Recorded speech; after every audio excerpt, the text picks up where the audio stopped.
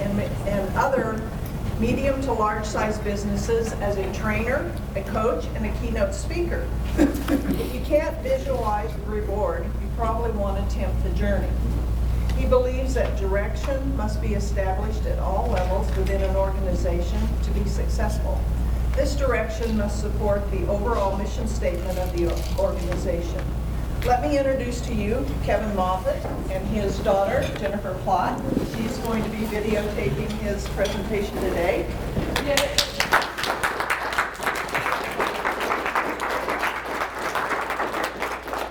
Business Success Group, listen as he asks you the question, who do you work for? Thank you. Yeah, I think the first thing I noticed when I came into this town, actually there was a couple things. They're doing a lot of construction on China Lake Boulevard. And the first thing I thought about is, you know, if you're going to come up and talk about direction, what a better place to do it in a town that's all screwed up. You know. And as we drove in, what was that? No city councilman here. Oh, okay. Well, I'm safe. I don't live here. And I'll never be invited back.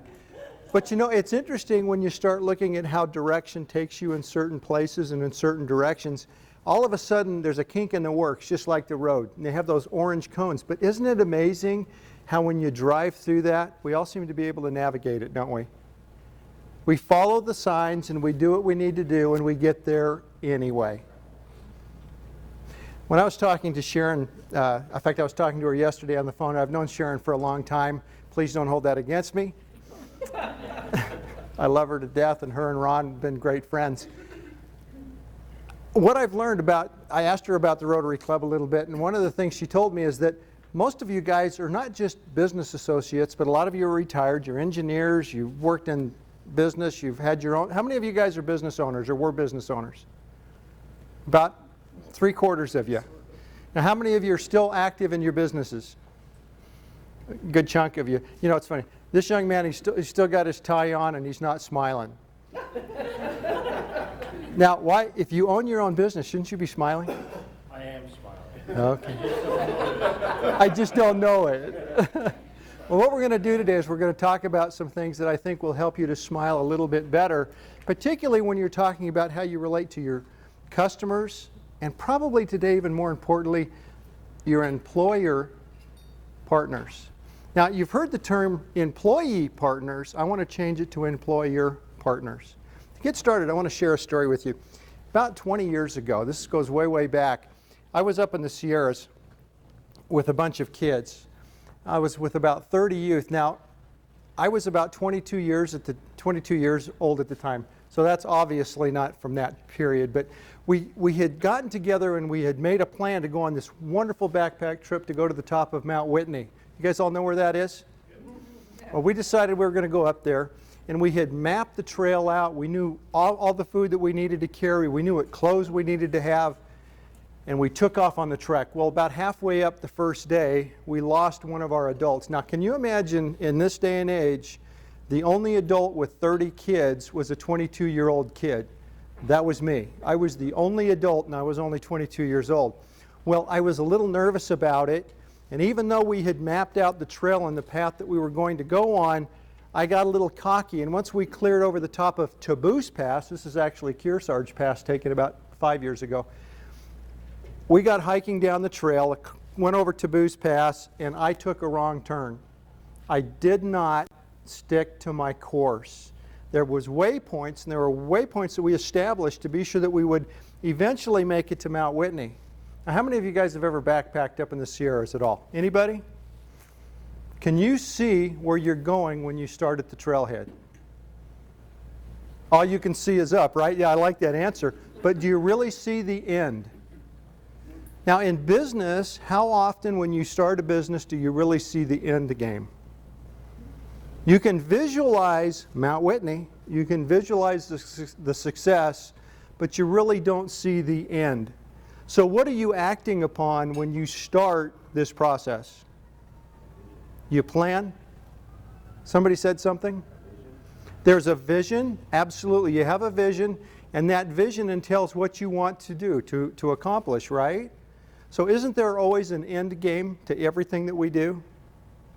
Now, what is the difference between the ending point and an end game? Anybody want to help me with that for a second? The end it means when you're done, you stop. An end game just means once you've completed that particular goal, you're going to start on another journey. It's as simple as that. Life is always an end game. There's never an end. Keep in mind as you go through these opportunities and you have, whether it's backpacking or not, you do have a direction set, you map your trail, and hopefully you take time from time to time. You do that in the hospital. Do you ever stop and have meetings and just kind of review what's going on? Why do you do that? It's constantly changing direction. Absolutely. And does that mean that the direction and the vision of the hospital changes?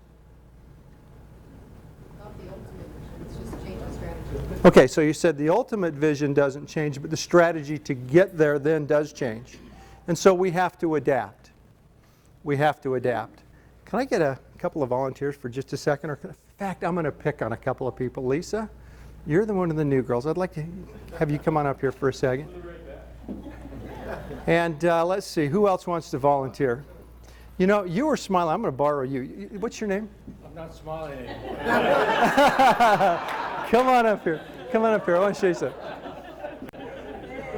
Continue to smile. Now, as you come, I want you to get here on either side of me for just a second. What's that? Al. Al, it's good to meet you. Al, I need you right here. Okay. Okay, I want her on my right side. She's better looking than you. Oh, I agree. Okay? I totally agree. Okay, now, what I want you guys both to do is I want you to take your fingers and do this. Can you do that? Now, overlap them just a little bit and then just put them together just like that. See how I've got my fingers? Right. So I've got Okay. that. Now, turn towards me a little bit. Turn towards me a little bit. Okay, pull them apart. No, can't do it. Well, come on, Lisa. Come on, come on, come on, come on. Come on, come on, come on, come on, come on, come on, come on. Can't do it. What's the matter with you? Okay. You can say, thank you very much. Okay. Now, the question I have for you is, how easy was it for me to get them into that situation? What did I have to do? I simply had to ask. I simply had to ask. And you know, it's amazing. Many of you guys have had experiences in your life, and I'll bet you there's a ton of wisdom in this room. And how many times have you had experiences with your finances or maybe a boss? You guys all have stories about bosses you don't like and bosses you do like, right? Anybody disagree with that? Well, you must be the boss.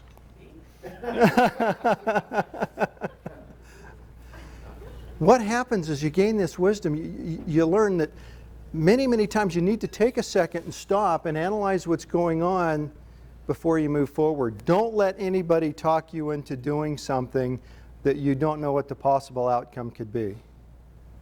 Is that always a realistic challenge?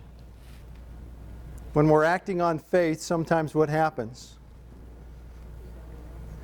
Yeah, sometimes we'll go down the wrong trail thinking we're doing the right thing.